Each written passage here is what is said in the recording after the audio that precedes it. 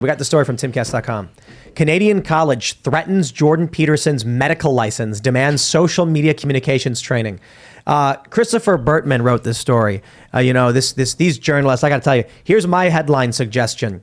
Jordan Peterson threatened with revocation, is that the right word, of medical license unless he submits to re-education. Yeah. I'm just kidding. Chris did a good job. I don't like the framing, but in fact-based news. But me personally, here's the story. That's it. They're saying Jordan Peterson has to submit to re-education because he's offended people on social media, or they'll take his medical license away. Mm-hmm. I say, Dr. Jordan Peterson, I don't know if he really needs it at this point. I mean, I understand he probably enjoys practicing clinical psychology. I think he's probably doing well for himself. And this is an opportunity to be something bigger than just a one-on-one doctor. Again, yeah. I know. It's his life, it's his career and everything. But I think Jordan Peterson is better off focused on telling people to be responsible, to be individuals and things like that. But what again does it say about our society today that they are literally trying to take the medical license away from an individual for nothing more than wrong thing? Well, hold on. Wrong thing. Our society, this is Canada. Okay, this is commie Canada. We're well on our way. We are well on our way. California is not that far away, right? That's right. Not really. Yep.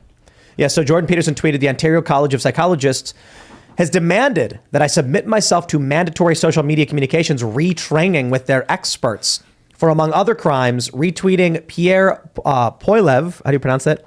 Poilievre, and criticizing Justin Trudeau and his political allies. Amazing. Mm-hmm. About a dozen people from all over the world submitted complaints about my public statements on Twitter and Rogan over a 4-year period, out of 15 million who follow me on social media, claiming that I had harmed people with my views, not them.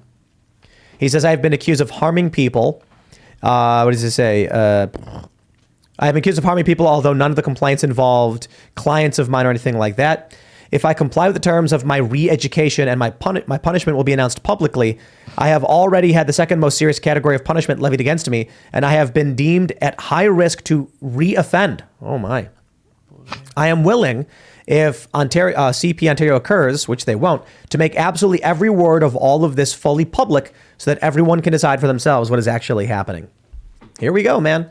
It reminds me of that episode of Simpsons when Homer makes the time machine toaster and he goes back in time.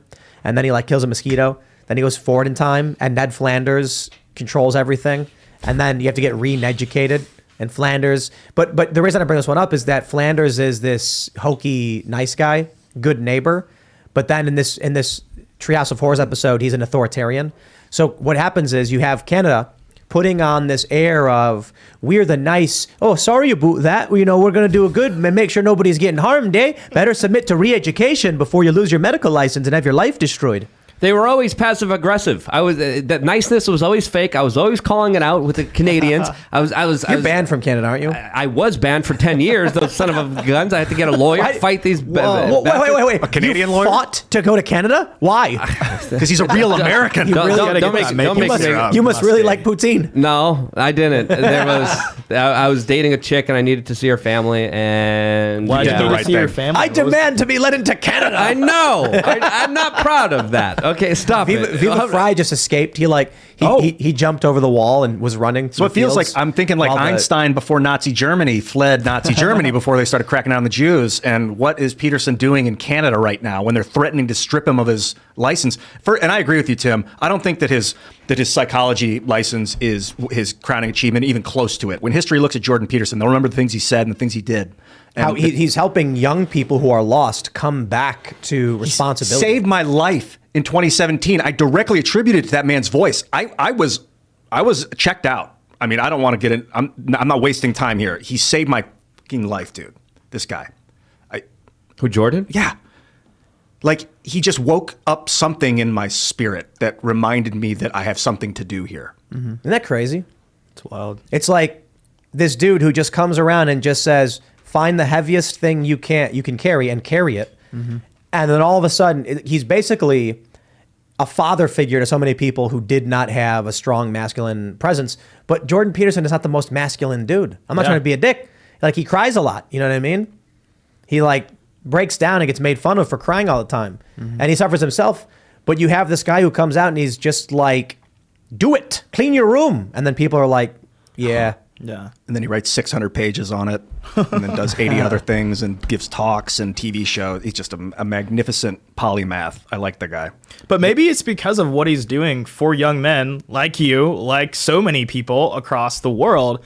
That's why they want to silence him. You know, it's the same thing that people have said about like Andrew Tate, whether you like him or not. Why is him giving young men confidence such a thing like to hate him for, right? Yeah. And I think that it just goes to the fact that in our society today, there's been such a war on masculinity, a war on strong male role models in so many ways.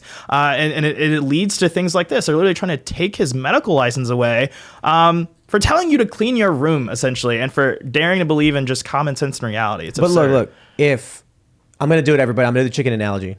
If I went out to collect the eggs in the chicken coop, Kim does it. But if I went out there and there was a rooster that was telling all the chickens not to let me take the eggs, I'd be upset with that. I would remove that roof. Like I walk in one day and I'm like, where are the eggs? And the chickens are all like, giving me a look and they're like, you can't take the eggs. I'm like, what's going on?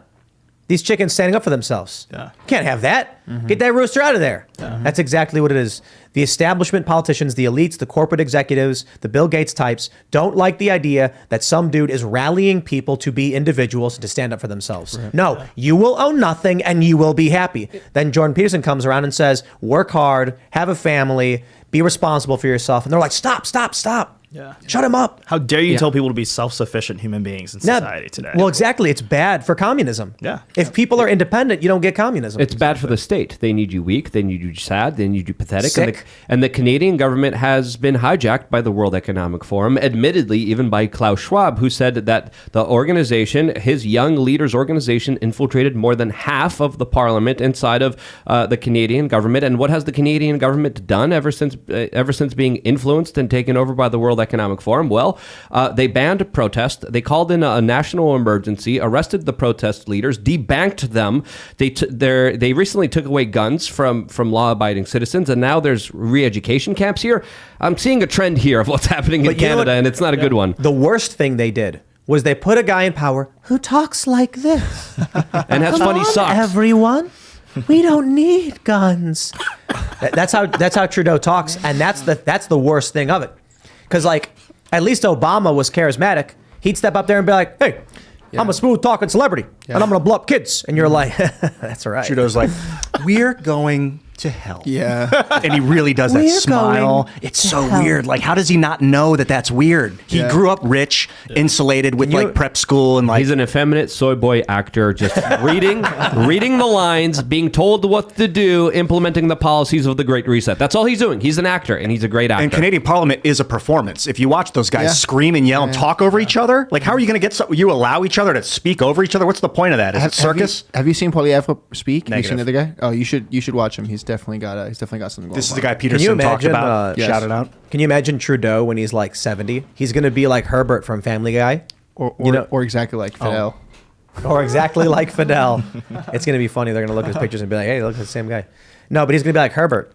He's going to be like, hey there, why don't you give me your guns? Give me your guns, little boy. How long is he allowed to be in power, according to Canadian government?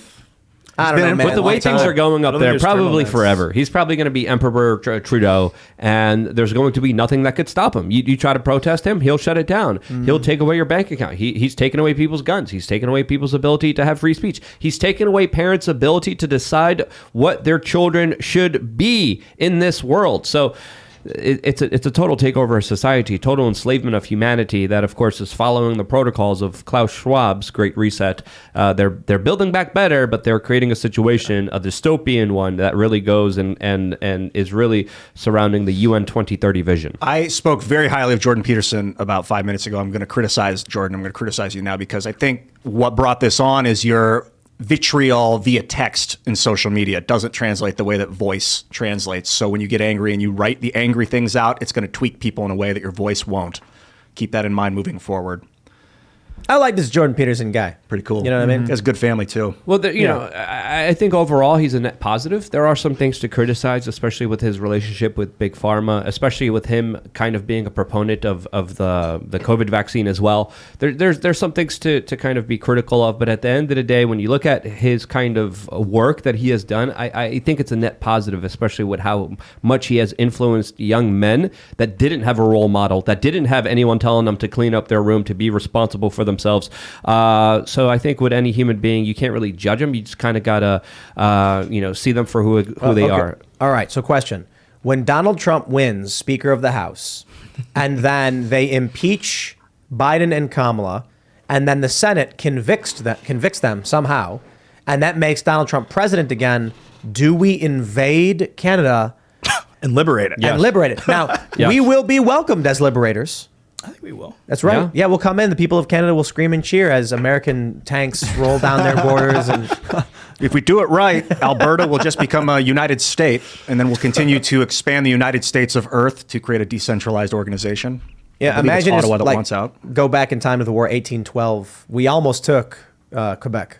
Yeah, true. We invaded and went to Montreal, the United States did. And then the British came and burned down the White House. I think Canada and the United States is a great kind of experiment because we're right next to each other geographically. We both speak English for the most part, and our governments are different. And you see how the difference is affecting the communities, the way people are being threatened to lose their license for speaking on social media in Canada. I'm not saying it's not happening at all in the United States because Pierre Corey, lots of different scientists were shut down. But I haven't seen any. Peter McCullough wasn't stripped of his license for speaking out against COVID. But it is crazy. Thanks for watching this clip from the Timcast IRL podcast. Hang out with us live Monday through Friday at 8 p.m. and become a member over at timcast.com for uncensored, members-only shows exclusive. Thanks for hanging out, and we'll see you all next time.